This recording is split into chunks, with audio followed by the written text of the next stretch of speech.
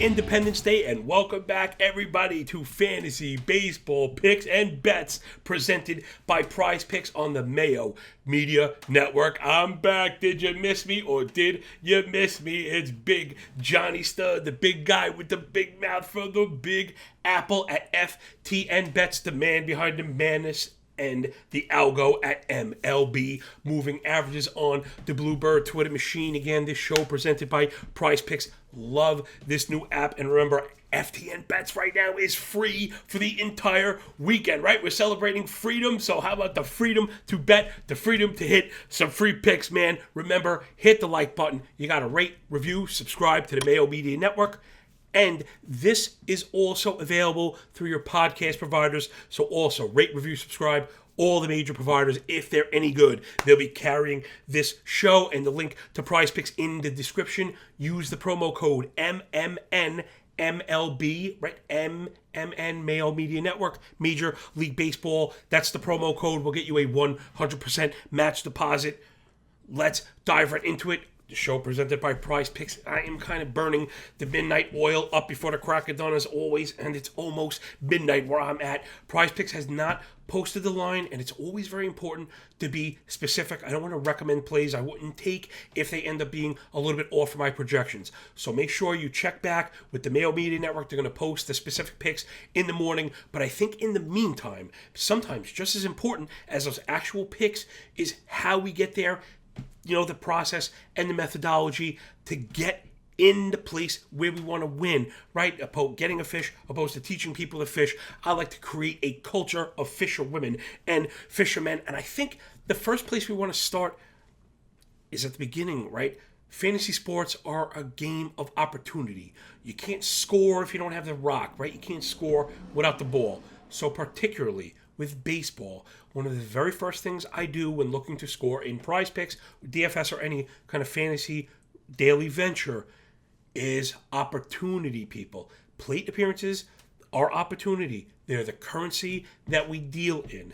And the difference between batting first, second, or third and 7th, 8th, or 9th might almost usually be the difference between profiting and not. So the first thing we want to do, we're going to probably identify some bad pitchers. I know we got a couple gas cans on the mound looking at Eli Morgan at the Indians. The Astros going to have a look at him. And Garrett Richards on the bump for the Red Sox. The Athletics probably licking their chops, ready to get a look at him without all the sticky stuff. So I like to identify good teams and good environments, of course. But on top of that, along with the price, is that all-important lineup placement. Again, opportunities being at the center of it. So make sure you check down below.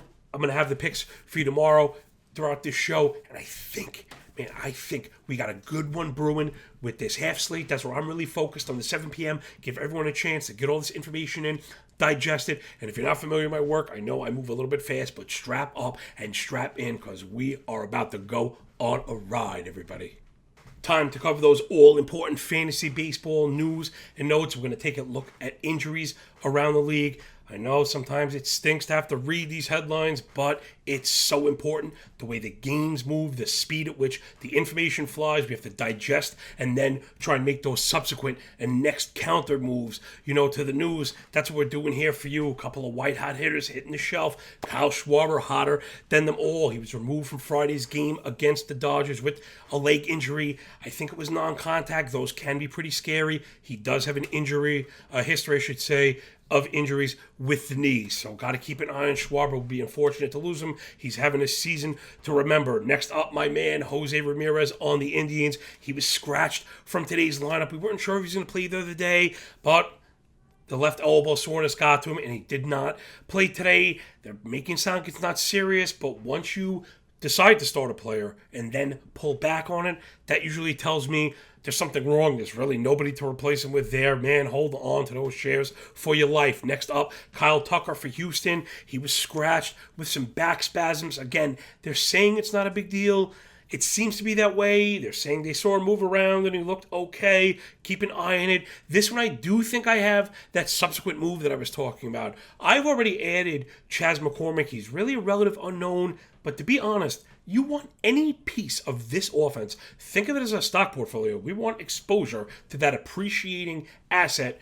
pretty much no matter who it's from. And McCormick has even found his way into the top third of the lineup, something that's really important. How about we wrap up on just a little bit of good news, right? Just a little bit. I think that's okay. Back to those Indians. The Tribe are getting Franmil Reyes back, right? Couldn't be at a better time. If J-Ram is going to miss a week or 2 weeks, I'm not speculating. I just don't know yet. It'll be good to get a big stick back in the middle of the lineup. They have really missed Reyes in the power department. And then Sir Didi Gregorius, shortstop, one of my favorite middle infielders in fantasy baseball this year. He's back for the Phillies. Glad to see him back. He's on the shelf for a while. Start him immediately. It's all systems go. And I think that will do it for today's section in those all-important fantasy baseball news and notes.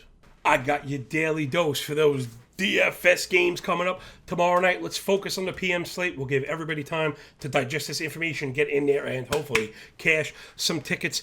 I mean, listen, when it's a short slate, a lot of times people try and get cute, and that's where you're going to get in trouble. For me, generally, on these half slates, I do have one chalk pitcher. And tomorrow, there's one that stands out head and shoulders above the crowd, and that is the GOAT.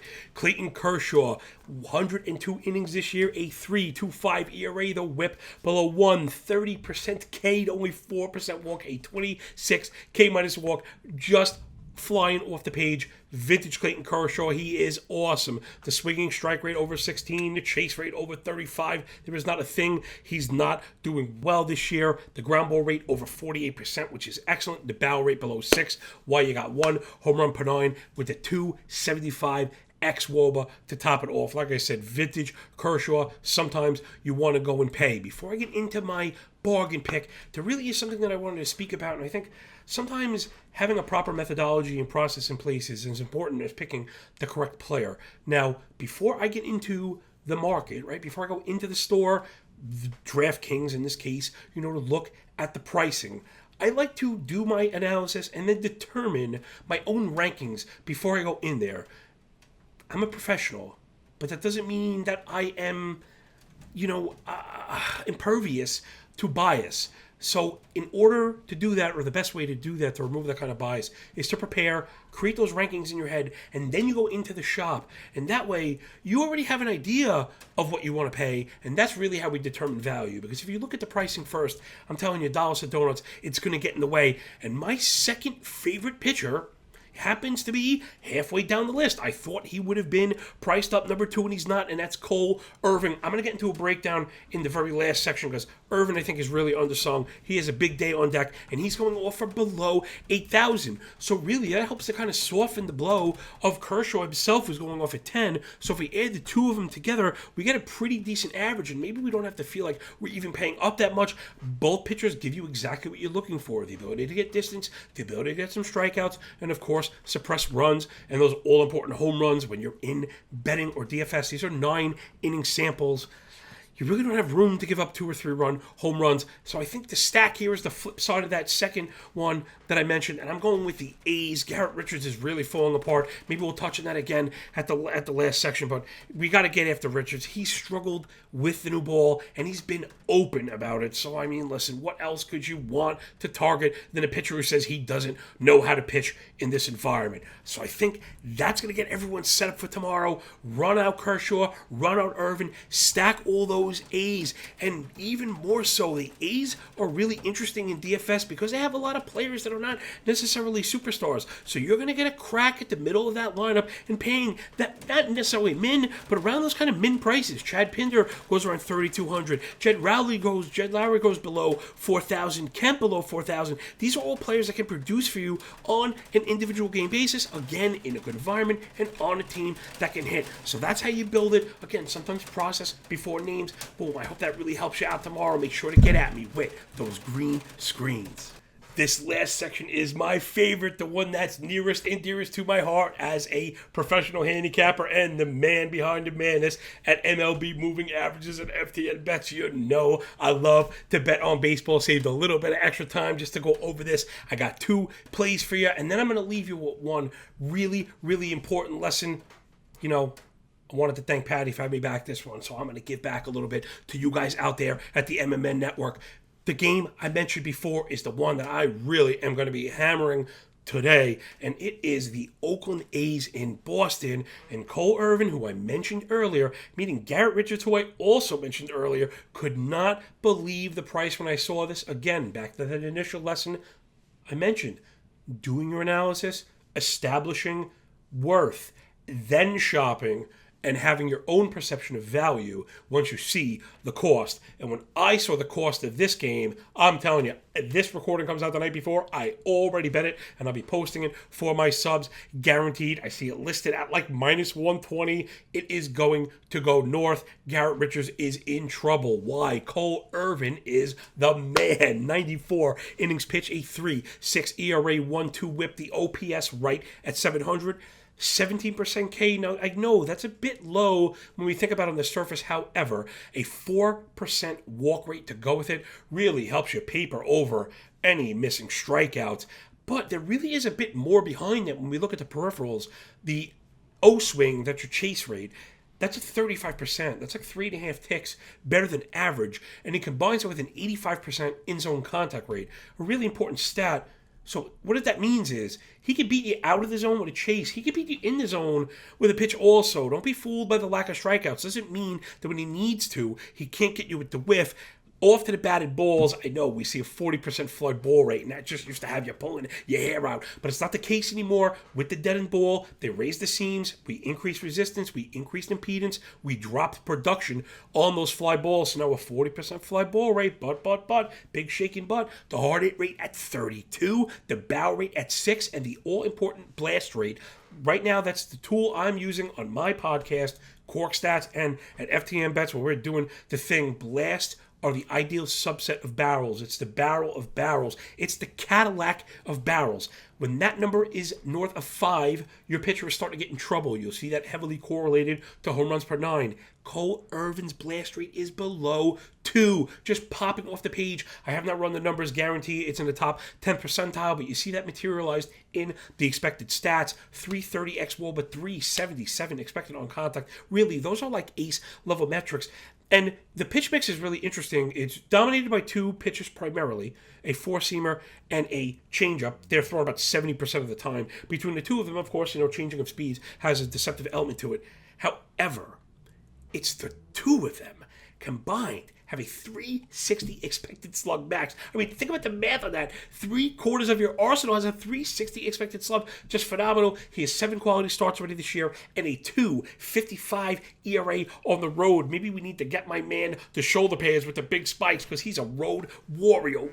What a rush going up against Garrett Richards, who was complaining about the baseball. I mean, could you find a better target to go after the guy telling you that he can't pitch? As soon as they got rid of the sticky stuff, that ERA went right up the mountain. We've got at least 4 earned runs in 4 starts that we know the A's can hit. They're actually in a bit of a lull right now. But again, coming from Wall Street, that's really not something I always worry about.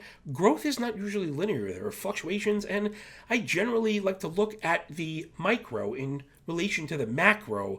So when we have a team that can hit like the A's and they're down, generally I'm looking to buy that dip. Give me the A's and that cost all day. Could not believe it. The other one I got, it's a total.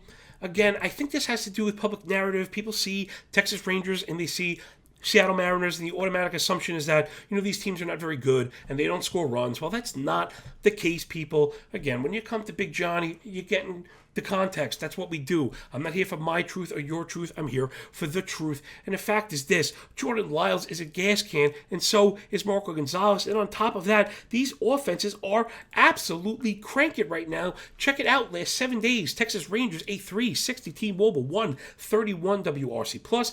Barrel rate over 9, and the K rate down below 19%. They have an 844 team OPS, 349 team OBP, 11 home runs the last 7 days for the Rangers, looking really good. How about those Mariners? 356 team Wobble, 130 WRC plus, top 5 in the league in drive rate, top 5 in the league in O-swing. That's your chase rate. The discipline is intact.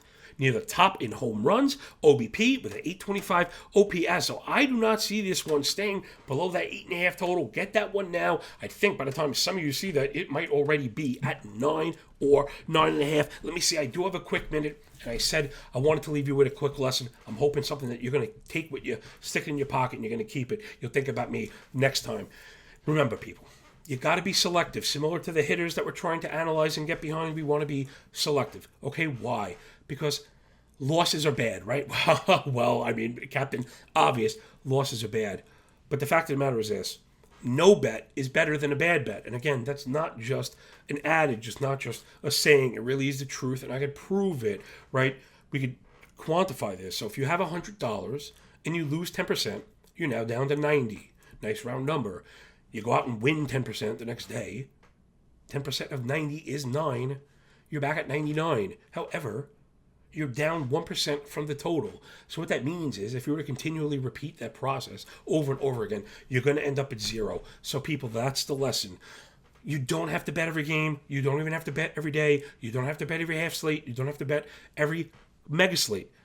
Be selective. Use your indicators, use your process, and then, of course, risk management at the center of it. Thank you so much, everyone, for picking up what I'm putting down. Big cheers to my boy, Patty Mayo, for bringing me back to the MLB, man. Fantasy baseball picks and bets here at the Mayo Media Network. Thank you, Pat. Love you, man. Everybody, enjoy this holiday weekend and enjoy yourselves. Be safe. Wave that flag. Sing your songs. Hang out with family and friends. And remember, appreciate this freedom because we only get one spin around this carousel. We want to have as much fun as possible while being safe. Everybody, thank you so much. Remember, FTNBets.com. It's free for the whole weekend. Get on it. Free is for me. And follow me at MLB Moving Averages on the Bluebird Twitter machine. Everybody, peace.